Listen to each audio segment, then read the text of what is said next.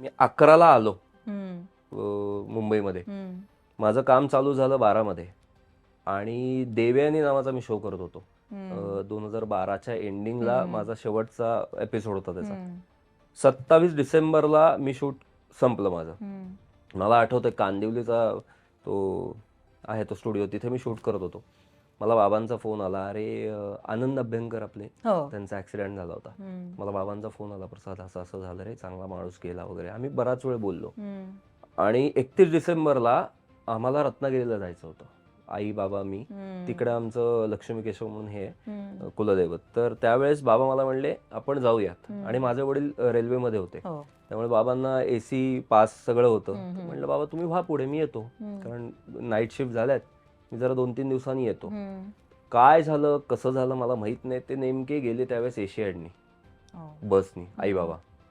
आणि 30 तारखेला बाबा आणि आई निघाले, 29ला निघाले आणि 30ला सकाळी मला फोन आला हम्म, ताईचा की आई रडतीये, बाबांना ऍडमिट केले. हम्म, म्हणलं का, हे कसं झालं काय, मला काही माहिती नव्हतं. मी फोन केला आईला, आई म्हणली बाबांना हार्ट अटॅक आलाय, तर तू निघ. ही 2012 मधली गोष्ट सांगतोय, माझं आत्ता सुरू झालं होतं. सुरू झालं होतं जस्ट. आणि मी मुंबईतनं निघालो पुण्याला जायला, आणि पुण्याला जाताना मला पहिल्या टोलवर फोन आला डॉक्टरांचा की त्यांना हे लावतोय आम्ही, काय असतं ते, व्हेंटिलेटर, व्हेंटिलेटर. तर तुम्ही या, स्टेबल आहेत, हार्ट अटॅक आलाय. म्हणलं डॉक्टर मी येईपर्यंत तुम्ही सांभाळा, मी बघतो बाकीचं. आईला सांगितलंय का वगैरे, सगळं झालं. आणि सेकंड टोलला मला डायरेक्ट डॉक्टरचा फोन आला की तुम्ही गाडी बाजूला घ्या, तुम्ही कोण बोलताय. म्हणलं मी मुलगा बोलतोय. तो म्हणले मी असं असं डॉक्टर आहे, तुमचे वडील एक्सपायर झाले. ह्याच्या पलीकडे एकही वाक्य ते बोलले नाहीत डॉक्टर. आधी 1-2 फोन आले, चाललंय व्यवस्थित आहे, स्टेबल आहे, मे बी ते मला शांत शांत करण्यासाठी. राईट. तो जो फोन आला ना मला, त्यावेळेस मी टोलच्या इथे साईडला गाडी लावली, 5 मिनिटं बसलो.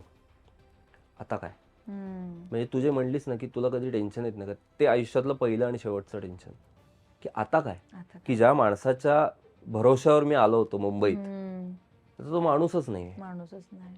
कारण माझे बाबा जेव्हा गेले त्याच्या पुढे बाबांची 8 वर्ष अजून नोकरी बाकी होती.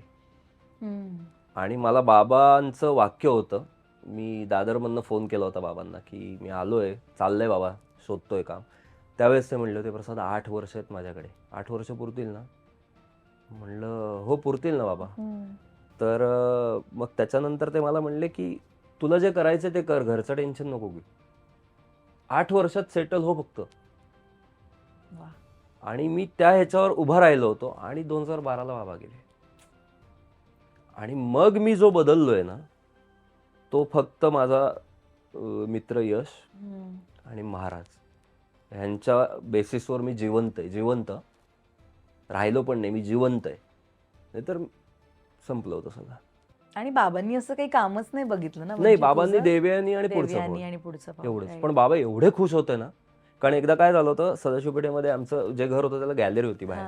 तर बाबा गॅलरीत उभे होते चहा पित, आणि मी खालून चाललो होतो ना, मला खरंच सांगतो, मला नेहमी जाणाऱ्या आमच्या इथल्या एका काकूंनी हाक मारली की अरे तुला टीव्हीवर पाहिलं. म्हणलं हो हो काकू, छान छान करतोय, आवडलं वगैरे. तर ते वरनं बाबा बघत होते. अरे वा. आणि मग घरी आल्यावर ते म्हणले, अरे वा मोठा झाला, मजा आली, छान छान, असं बाबा तेवढंच. बाबा बाबा बाबा असतात. खरं यार. पण त्यानंतर माझं सगळंच बदललं पूर्ण आयुष्य. आणि खरं बघायला गेलं ना, तर मी 11पासून कंटिन्यू नाही काम केलेलं. बरोबर. 12ला मी परत पुण्याला आलो, कारण अचानक घडल्यावर आई पूर्णच कोसळली होती. आणि कसं असतं, किती बोलणारे असतात, काही लागलं तर सांग, मी आहे, कोणी नाही येत. बरोबर. आपल्यालाच आपलं करायला लागतं.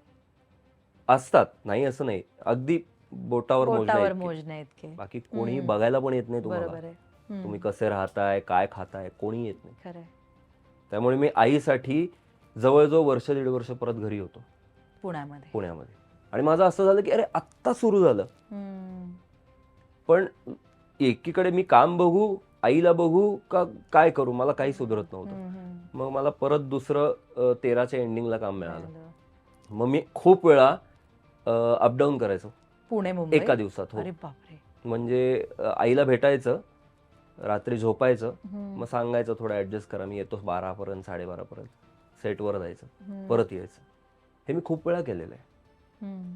काही माझ्याकडे काहीच पर्याय नव्हता. पर्याय नव्हता. आणि ह्या काळात ना फक्त माझा मित्र माझ्या बरोबर होता, यश, माझी बहीण आणि काही ओळखीचे. नातेवाईक कोणीही नसतात. अगदी क्लिअरली सांगतो मी. काही आहेत चांगले, नाहीत असं नाही, पण एक प्रत्येकाच्या आयुष्याला एक लिमिट आहे, त्याच्या पलीकडे ते येत नाहीत आपल्या समोर. बरोबर आहे, बरोबर. आणि ते बरोबर आहे त्यांच्या दृष्टीने. पण माझं वय तेव्हा 24 होतं. 24 कम्प्लीट 25 त्या ह्याच्यात होतो मी. ह्या वयातल्या मुलाला अचानक घडल्यावर काय करायचं हे माहिती नसतं. आणि ज्या बाबांवरच सगळं घर होतं. आई माझी हाऊसवाईफ होती, त्यामुळे आईला बाहेरचं काहीच माहित नाही. बरोबर. आणि ते एक असतं ना, घरातलंच सगळं बघणारी एक स्त्री असते बघ, की तिला फक्त घर कसं छान राहील एवढंच माहिती असतं. तशी आई होती माझी. 16ला माझं 14 नंतर 2-3 सिरियल झाल्या. मग परत मी नकळत सारे घडले सुरू केलं स्टारला. तेव्हा पण एक गंमत, आईने माझं हे बघितलं होतं लुक, ब्लेझर आणि हे सगळं तिला आवडायचं, असं छान वाटलं पाहिजे. माझा टेलिकास्ट 21 तारखेचा होता, नोव्हेंबर, आणि 15 नोव्हेंबरला आई गेली. परत सेम. परत म्हणजे मी असं झालं ना की रिॲक्ट काय होईल याच्यावरती. म्हणजे मी आत्ता बोललो आईशी की मी येतोय, 1-2 दिवसाची गॅप आहे, मी येऊन जातो, तुला सगळं दाखवतो. सगळं बोलणं झालं, सगळं झालं. 15 तारखेला आई गेली रात्री. म्हणजे बाबा गेले अगदी 4 वर्षातच. 4-5 वर्षात आई गेली. 4-5 वर्षामध्ये. बापरे, कठीण असतं ना अशा वेळी आपण स्वतःला मेंटली. तुला गंमत सांगू का, आणखीन एक त्याच्या वेळेस अनुभव असा आला मला की मला फोन आला चॅनलमधनं की प्रसाद, तुला कामाची गरज नाहीये आणि तुझ्या तारखा मिळत नाहीत अशी कंप्लेंट आहे. म्हणलं काय, तुम्हाला काहीतरी गैरसमज आहे? म्हणलं मी पुण्याला आलो. हो म्हणे, माहितीये मला, चॅनलमधनं वरून फोन आला होता. तर म्हणलं ताई असं नाहीये विषय, माझी आई गेली. अरे म्हणे, ही न्यूजच नाही आमच्याकडे, हे आम्हाला माहीतच नाहीये. तर मी माझ्या आईच्या 14व्याला इथे येऊन शूटिंग केले मुंबईत. हो, नकळत सारे घडलेलं. बापरे. ते 14व्याला नाही, 13व्याला शूट केलं. 14व्याला येऊन 13वा-14वा एकत्र केला. कारण मला माहिती होतं, मी जर आत्ता परत थांबलो तर परत आपल्या मागे 100 लोक उभी आहेत. बरोबर.